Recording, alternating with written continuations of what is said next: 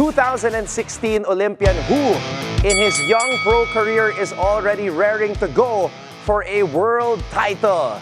Let's welcome Charlie Suarez at ang kanyang dating teammate ngayon, coach/manager, Coach Delfin Boholtz. Coach, medyo social yung apelido mo eh. Tama ba yung pagbigkas ko? Boholtz. Yes sir, tama po yun, Boholtz. Ayun. Okay, welcome dito sa BNC Studios. Coach at syempre si Charlie. Champ, good evening sa inyo. Thank you sa pag-unlock dito sa programa ng The Scorecard. Ito, panibagong ano naman namin dito, panibagong punta sa studio na to.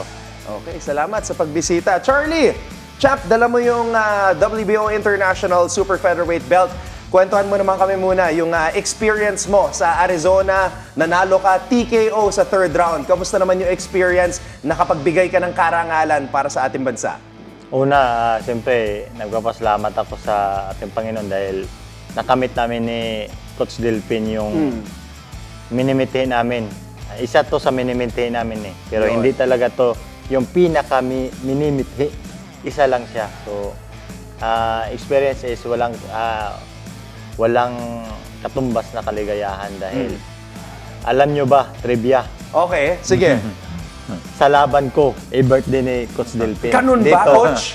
Oh. So may extra motivation ka na manalo pa-birthday mo kay Coach Delfin? Kaya kung makita nyo sa video, si Coach Delfin hindi umiiyak. Hindi ka naman kinakabahan, Coach? Siyempre, andun na yung kaba, pero siyempre, masaya dahil nanalo kami dun sa laban. Okay, ito, maganda ang kwento nitong dalawang to, guys, kasi we've been talking kanina in the dressing room before going live. Since 7 years old, nagsimula ka na sa boxing. 11 years old, dun ka nagsimula magseryoso. Pero 7 years old, dun ka na nagsimula. Tapos, naging teammates kayo sa national team. Kwentuhan nyo naman kami paano kayo nag-meet at paano nyo na-form itong ngayong partnership mo as coach/manager dito sa goal ni Charlie na maging world champion balang araw. Una, nung dumating ako sa national team, mas nauna si Charlie sa akin eh. Okay. Si Charlie 2004 din, ako 2005. Nung nakita ko pa si Charlie, bata pa to eh. Okay. Bubot pa.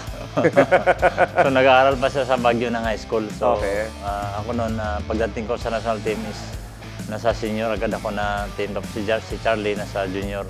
Okay. So hindi ko alam kung bakit magtagbo yung ano namin kasi siguro dahil pro kami Bisaya, taga Mindanao. Kaya mabilis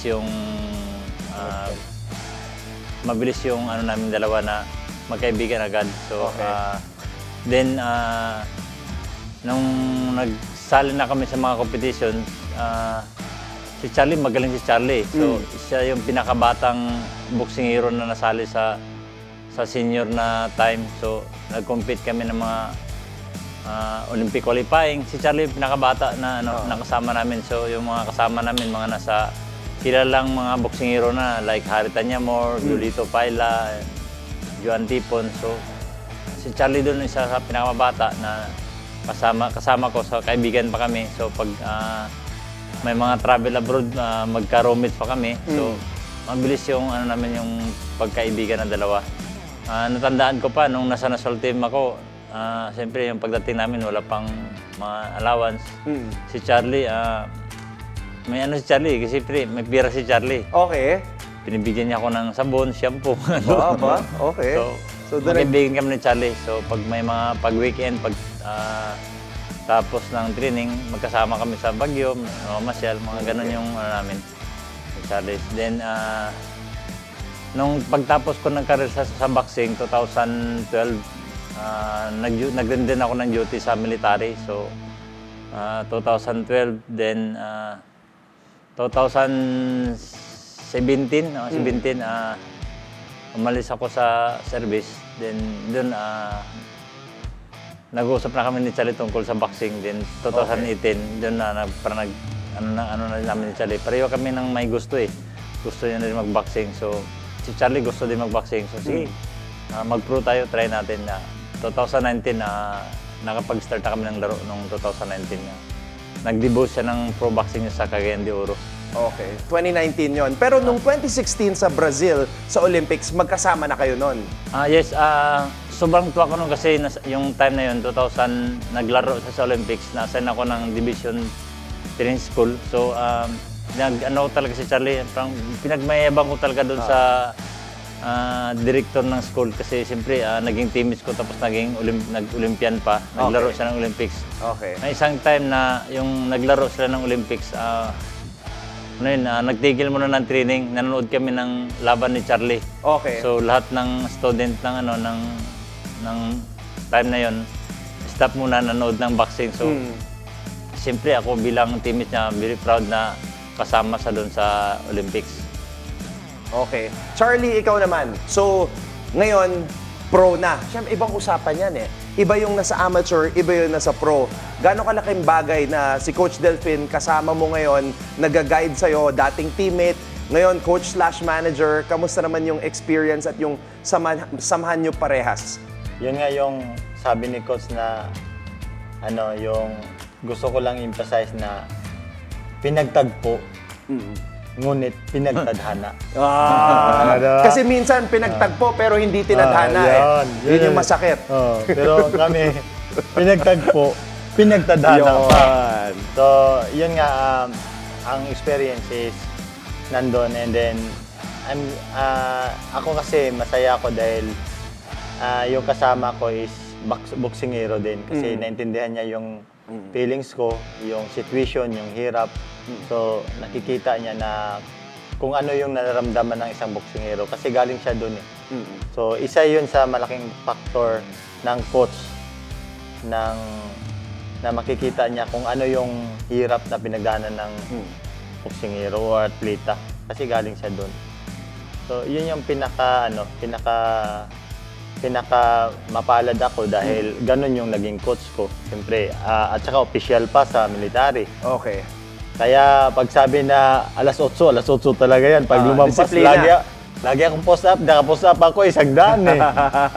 Pero ganun pa man yun nga, yung disiplina, yung karakter. So, maganda. Kaya kami hindi army talaga kasi army kami. Ngayon, may tanong ako. Siyempre, kasi ako, matagal na rin ako nagko-cover ng boxing. Alam ko yung ibang mga kwento, yung mga challenges. Dati, tinutulungan ka ni Charlie, binibigyan ka ng sabon. Pero ngayon, may ibang tumutulong at sumusuporta sa inyo. Si Governor Chavit Singson. So, kwentuhan niyo naman kami paano kayo nagtagpo ni Gov and then paano kayo tinutulungan ngayon? Nung napunta kami kay Gov Chavit, nung pagtapos namin ng laban ni Charlie doon sa Australia, naging champion doon si Charlie. Maraming regional title nakuha si Charlie doon. Nakuha niya yung WBC Asia, WBC Australia, WB Oceania, IBF International, saka IBO Intercontinental. So, siyempre, na-impress siguro na nakita ko, nanalo. Tapos, magaling na player to.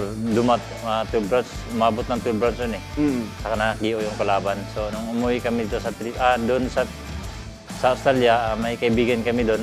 Sabi niya, pag-uwi niyo sa Pilipinas, puntahan niyo si Gob. Yun. Nung napunta kami kay Gob, yun na, tinanong kami ni Gob kung ano yung gusto namin. Sabi ko, Gob, tulungan kami makapaglaro sa US. So, yun. Kasi syempre, mahal yun eh. Pag, di ba, yung travel at lahat, accommodation sa US. Yes. Okay. Ngayon, dala mo yung shorts. Ito yung suot ni Charlie sa kanyang huling laban against Castañeda sa Glendale, Arizona, sa disyerto. So, ayan, represent talaga sa Army eh. Ito yung Army Sarap. Yung LCS, ito yung Louis Chavit Singson na yung logo. Logo niya, company nila. Okay. Saka nilagay talaga namin yung ni Gob dito sa likod. Ayan. Yung Charlie, ang linis para wala bang dugo yan? Yan malinis eh. 3 rounds lang eh. TKO agad eh. Inihintay ko ang may dugo para laban ko eh. Okay. Alam mo, na-excite ako sa'yo, Charlie, kasi yung boxing sa panahon ngayon, kailangan natin ng kailangan natin ng ingay sa boxing. World champion. Yun yung laging goal ng isang boksingero. 36 years old ka na ngayon, Charlie. Medyo late eh. Medyo late. Pero better late than never. Late bloomer. Ano yung goal nyo along with yung support ni Gov Chavit na one day makamit nyo yung maging world champion or makalaban lang para sa isang world title? Para sa akin, no, siyempre, andito na kami ni Charlie ngayon sa larangan ng boxing. Tapos si Charlie na sa rank number 1 na sa WBO. Ayun. So, ang laking chance talaga ni Charlie makapaglaro ng world title. Tapos andito pa si Gob na sumusuporta sa amin. Siyempre, yung top rank, yung si Bob Arum, kaibigan ni Gob. So, siyempre, mas nakapasok kami doon na through Gob. So, ito mas lalo na ngayon, mas madali yung makapaglaro kami ng world title. Yun nga, nung nakarang araw, sinabi nga ni Gob na gusto niya dalhin dito yung laban sa Pilipinas. Dito sa Pilipinas? So, world title yes, dito sa Pilipinas? Yes. Wow. So, okay. sana mangyari na dito papayag yung top rank na pupunta dito na lumaban para sa kay Charlie. So, biruin mo si Charlie, challenger, tapos yung world champion pupunta dito. So, siyempre, alam naman natin, kaya ni Gob, nakapag-host na nga siya ng Miss Universe. Itong boxing pa, sinabi niya, gusto niya rin boxing na sport. So, walang imposible. So, kung nasa top rank na, kung papayag sila na dito, gaganapin yung laban. Okay. Kanina, tinitignan ko kung sino ba yung champion. Mexicano pala eh, no? Yung WBO champion yun. Papayag kaya yun, ha? Dito sa Pilipinas sa lalaban? Papayag yun. Okay. Kasi kung depende sa negotiation yan eh. Okay. So kung papayag sa yun yung opportunity namin ng team. At siyempre natin ng mga Pilipino.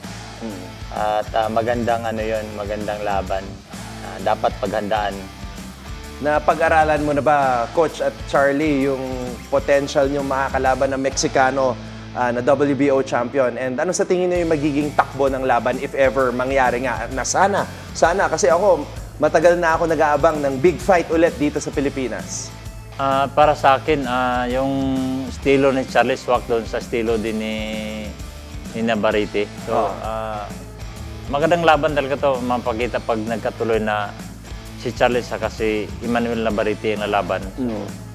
Ayoko rin pangunahan yung kung ano mangyari sa laban ni Pro.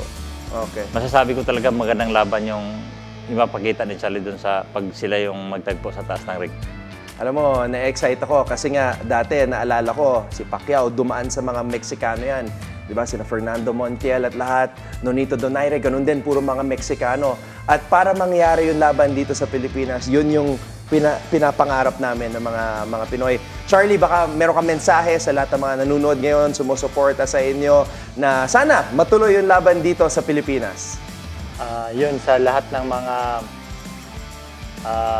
sumusuporta sa akin, especially sa kay Governor Luis Chavit Singson, former governor. Gusto ko pong magpasalamat sa kanya dahil simulat sa Paul, sumusuporta siya sa akin. At sa lahat ng mga nanalangin sa akin, mga career warriors, lalo na yung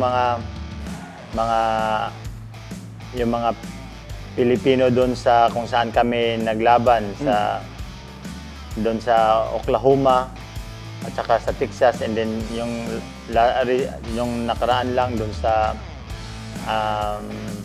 Glendale, Arizona. At siyempre yung kung saan ako nababilang sa Philippine Army na walang sawang sumuporta din sa amin ni Coach.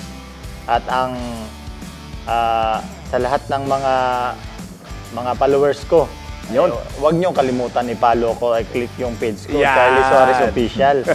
Siyempre. At ang susunod niyan, si Coach na yung magpapasalamat. Yun. Sige, Coach, mabilis lang.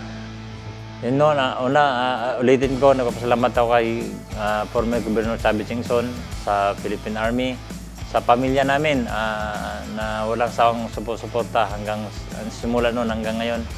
Then sa mga tao na tumutulong sa amin, lalo na kay Doc Runer na pag may naramdaman si Charlie, siya agad ang unang tinatakbo namin. Yung Enduro Factory, kay Ma'am Coco Ilorde kung saan kami magtitraining pa nag-sparring, sa Tagaytay kung saan kami magtitraining ni Charlie sa Spartan House Gym, then sa yung tao na nagbigay ng warehouse gym sa amin dyan sa Fort Bonifacio, si Sir Joseph, Oy. Then sa kabrad ko na si Boss Ariel.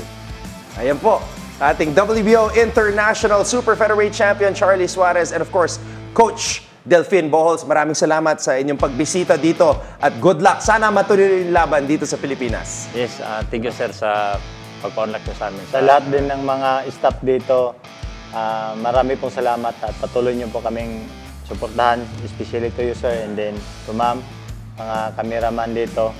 I-follow niyo pong page ko ha. Ayan, huwag niyo kalimutan ha. Maraming salamat, Charlie sir. Suarez. Alright, maraming salamat. Thank you.